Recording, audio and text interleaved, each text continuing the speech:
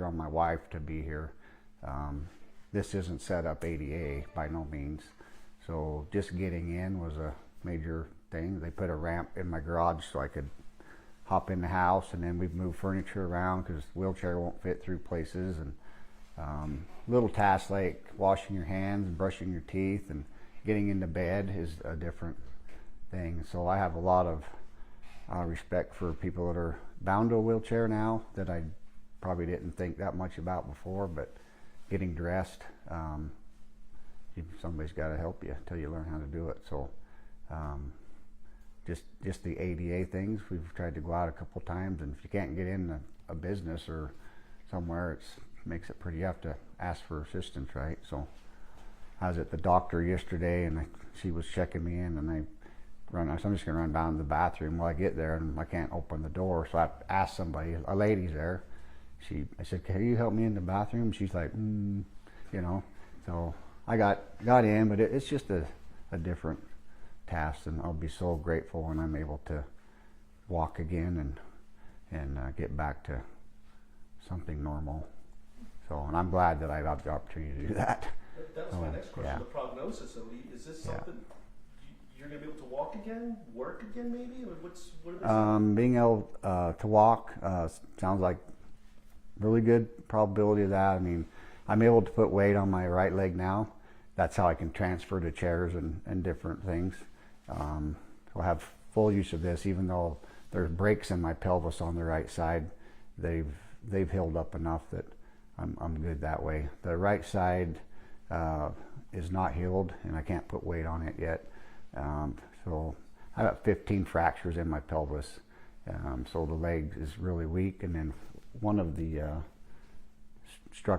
one of the bolts kind of failed, or the hip failed or something, and the last time since we x-rayed it. So that's caused the hip to drop down, the ball of the socket of the femur to drop down a little bit. So they're going to let it heal that way, and then see how I do for walking. There's probably high probability of a hip replacement in the future. So that's where we're at with the leg. All my ribs are looking good on the left side. They're healing up nicely. The shoulder still needs to be repaired, but we'll do that down the road somewhere.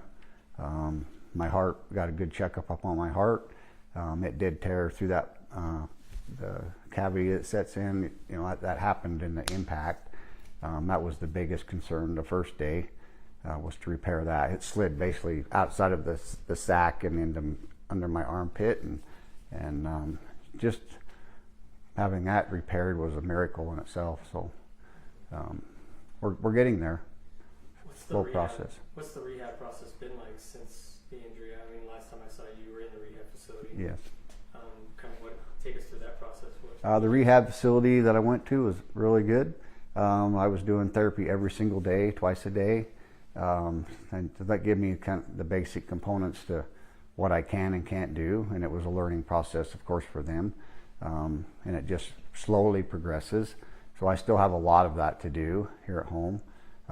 Basically this afternoon I'll have them coming again to get me set up for home here and see where that takes us. I'm not sure what the length of that is going to be. If I have to go to an acute rehab center in the future, I'm not sure yet, but we're going to do whatever we have to get to that point walking. I do want to work again. That's my goal. So I've been here a long time. I've been here about 38 years, but trying to get 6 more in. That helps me with some things with insurance and such. So that's what I'm looking forward to doing. Whether that's on the motor squad still or not, I'm not 100% sure. Motor squad's been my life since as long as I can remember. That's what I do, and so we'll see what happens. I'm not going to do something that's going to bother me down the road to be able to walk or whatever. So, do you have a personal goal for when you want to be up on your feet again? As soon as possible, but you know, I've told I'm 5 weeks at least out on getting back to a doctor to see how this is healing and get back on walking on both legs, and then we'll see how that goes. There's basically said you're going to have to learn how to walk over again, and then if I have to go through another hip replacement, that's just going to delay it a little bit longer. So, and then they'll do my shoulder. It's got some 4 tears in it, so we'll get that fixed up, and should be golden. So get back in the uniform and get after it, right? Can you, I know when we spoke last, your memories were a little spotty, but can you take us back through February 13th, what you remember from that day and fall that happened? Yeah, February 13th was the day that we had a special project going on, enforcement project, multi-agency enforcement. We were working in the I-80 area, North Temple, Redwood area. We're working that, and we had marked units, unmarked units. We had undercover people doing this project, and luckily our DPS helicopter was assisting that day. They were up and about. We had a pursuit that started a little while before this incident happened, and they were following him around with the helicopter at that point, and it happened to go by Redwood and I-80, where I was kind of at, so I started that direction. We weren't pushing the guy because we could just follow him all day long with the helicopter, so as he went past, I just kind of headed west. The vehicle ended up taking the off-ramp at 7200 west and 80, and went, once he went south, I knew he would have to get turned back around because that road dead ends way out there towards 201. He did go that way, and so I responded, took the off-ramp, and I saw another officer set up in the northbound lanes with spike strips out. It's a 2-lane road, so I held up on the southbound side, pulled up to the right shoulder. I could see them coming now at a high rate of speed, so it was a really quick transition to get out, get the spike strips out of the back of my truck, unzip them out of the bag, get them deployed across the street. Basically at that point they were on top of me. I did see the vehicle swerve out of the northbound lanes into the southbound lanes towards me, trying to avoid the other spike strips, right, which is common. So I took a big step back to pull my spikes in front of the vehicle. That's pretty much the last thing I remember. I'm assuming that I had probably about a 2.5 foot barrier there. Even though I thought I was off of the structure, I wasn't quite. I was right on the edge of it. And that step back tripped me, and I just went over backwards. So about a 33 foot fall or so. I landed on my back and left side. That's why I have the damage is mostly to the right. Somehow, some other miracle, that my head landed in some type of a bush that protected it from hitting. So that's kind of what started the day, and then our helicopter was able to get the car into a stopped location. They were able to arrest the subject, and then he turned back to me. Luckily, our helicopter, they were able to land close proximity. Everybody on the scene. One of the unmarked cars, I guess, as far as I remember, saw me go over the structure, luckily, or I could have sat there for who knows how long. Then as a helicopter, people are responding now and assisting.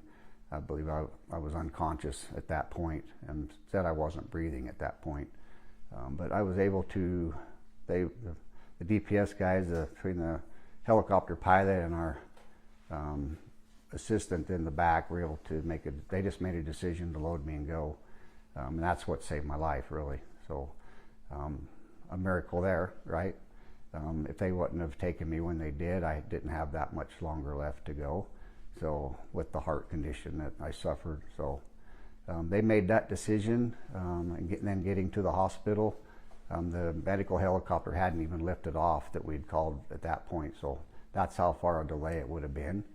And from I remember the doctor telling me I was about 2 to 5 minutes out from not making the heart problem. So the doctors that were there, the skill level they have in Intermountain is unbelievable. I've had several different doctors there. The heart doctor was called in. The orthopedic surgeon was called in. There are 3 different doctors all in the operating room at the same time, deciding what to do after they did the scan and saw what issues I had going on, and was able to make the decision to do the heart one first, get it pulled back into place, rotate the heart back up, and I don't know how, but it didn't cause any other issues in the heart, just maybe some minor bruising. But was able to fix that. And then the next day I come in and they did the pelvis operation, put some hardware in for me. And then the third day, third surgery was my ribs. I was able to plate them and get them back going. So, and then just hung out in ICU for a few days. Oh, How, yeah. how many surgeries have you had? 3, I believe. Yeah. Odie, what has the support been like? The troopers were there at the hospital, helping you get home and everything, helping your family out. What has that been like for you? To kind of know, there's a brotherhood there. Yeah. You're taken care of. Yeah, it's a huge brotherhood.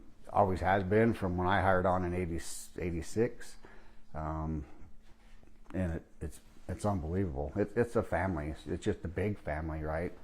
And I know that there were probably a whole bunch of them at the hospital. I'm assuming. I'm sure I had a guard outside my room while I was in the hospital.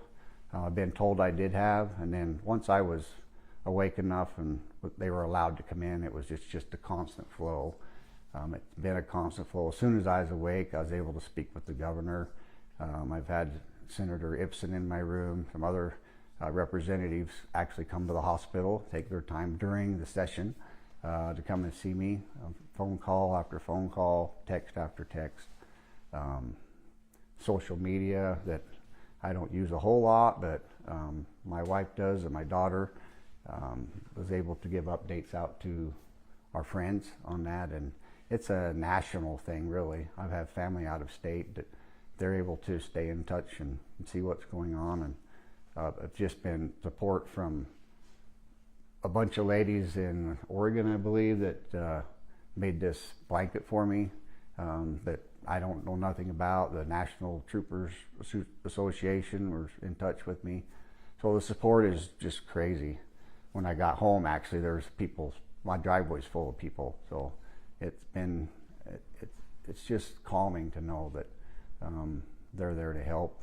I mean, I can't eat any more cookies, so I'll probably hold off on those. So, Do you feel like it's a miracle that you're here today? oh, 100% miracle. Several miracles have happened. Most people wouldn't survive a fall that far to begin with, what I've been told. The heart doctor, miracle that you survived that type of operation. He only knew of 2 prior to this one that's ever happened that they know of. So it is very unusual that they see that and were able to actually fix it, and it didn't tear something or puncture something else. Miracle after miracles has happened. So I'm just waiting to see what the next one is. I can get back to work. It's not your time yet. What about your family too? I mean, just how important is it to have them here, supporting you through all of this? I have my wife is an angel, essentially. She's taken this on, and she's been by my side every day. She does everything for me. My kids, a couple of them are here. My son's a state trooper. My daughter's a nurse practitioner.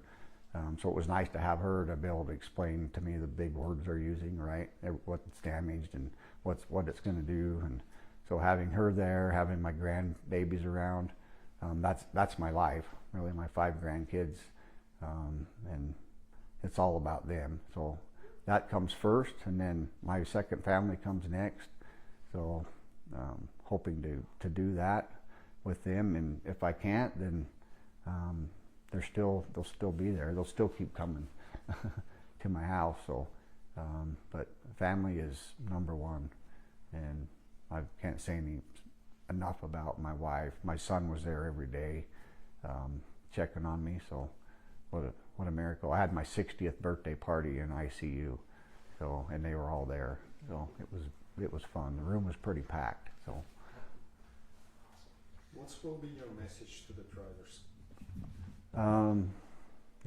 Why did it have to happen to begin with? Think about what we're doing. You put so many people at risk doing that, and it's bad enough just being reckless driving down the freeway. Road rage incidents are skyrocketing, wrong way drivers and such. which generally is impaired driving. I'm not sure if this gentleman was impaired or not, but driving in a reckless manner in the way that he was, it just causes so many other issues to hundreds of people that he went by. It's just not worth it, and really people need to take a step back and realize the danger that they're putting themselves in, let alone everybody else. I could just clarify a point. So you had the spikes out and you swerved towards you, and you try and pull back, and then you lost your momentum, do you think, or what? How? Well, behind my vehicle, and then the wall was intended to be my cover, my safe zone for me. When I pull him, he runs over him. Even if he would hit me or hit my truck, it wouldn't hit me because I'd be over the top of the wall, right? So I pulled the spikes to get them in front of his vehicle's path of movement, and as I did that, it was just a little bit too far, and I tripped on the wall. It's the only thing I can figure that happened. So the mistake that I made was not looking over when I first got there, but it was happening so fast I really didn't have time to do it. And I should have looked. I'd have known better. But my intentions were, when I got there, was I would jump over the wall, but I wasn't planning on jumping at that particular point. I was making sure the spike strips were where they should be, and then get over the top of the wall. So when I took the step back, it was not intentional to go over the wall. It was just I tripped and went over the wall. Thank you. Questions? Super Mac. Yeah, really appreciate you, man. Thank you very much. Thank you. It's over with. You don't have to worry about this now. Thank you. I used to do it a lot when I was a lieutenant in Salt Lake, and I'm sure glad I don't have to do that no more. Well, That's up to Mr. Neff back there. yeah, that's fair. That's right. But if they don't let you back on motor squad, like I said, they might make you